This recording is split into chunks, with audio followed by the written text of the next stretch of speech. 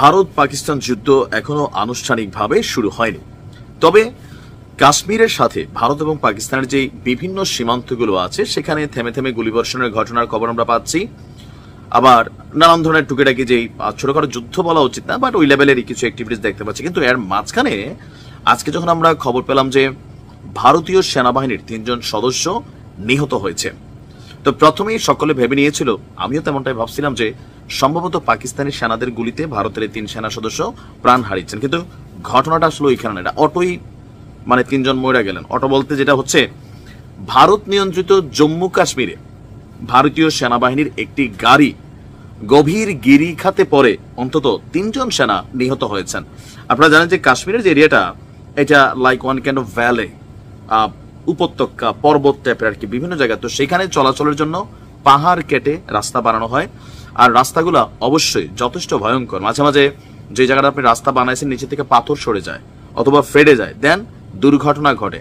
চীনারার হিসাব আলাদা, চীনারা যে জায়গাতে যেটা করে এটার হিসাবটা আলাদা। আজকে সকাল 11টার দিকে দুর্ঘটনায় এই সৈন্যরা প্রাণ হারিয়েছে।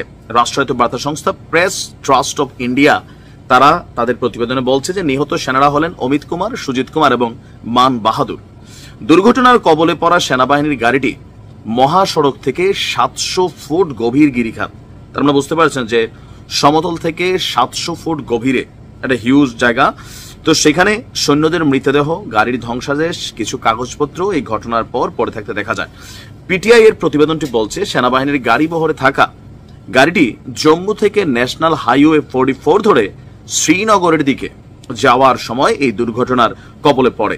স্থানীয় সময় সকাল 11:30টার দিকে গাড়িটি শ্রীনগর মহাসড়কের ব্যাটারি চশমা এলাকার যে গিরিখাত আছে সেখানে পড়ে যায়।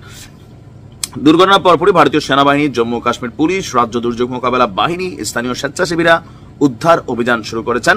তবে এই ঘটনায় আহতের পরিমাণ কি সেটা এখনো আমরা খবর পাইনি। এর পাশাপাশি আপনার কি বলে যে শোক জানিয়েছেন যারা এখানে শোক জানানোর। আর যুদ্ধের সর্বশেষ আমরা এই মুহূর্তে যদি আমরা অবস্থান দেখি, সেটা হচ্ছে যে দুই দেশ এখন পর্যন্ত সামরিক বিভিন্ন উপস্থিতি, সেনা উপস্থিতি এটা বাড়িয়ে যাচ্ছে। এর পাশাপাশি আপনার ভারত চেনাব নদীর যে পানি, সেই পানি বন্ধ করে দিয়েছে। সিন্ধু নদী না, পাকিস্তান বরাবর ঘোষণা দিয়ে আসছিল যে সিন্ধু যদি বন্ধ করে দেয় তাহলে সামরিকভাবে এটা হামলা করা হবে, জবাব দেওয়া হবে। সিন্ধুতে হয়তো পানি বইবে, নয়তো রক্তের গঙ্গা বইয়ে দেবে।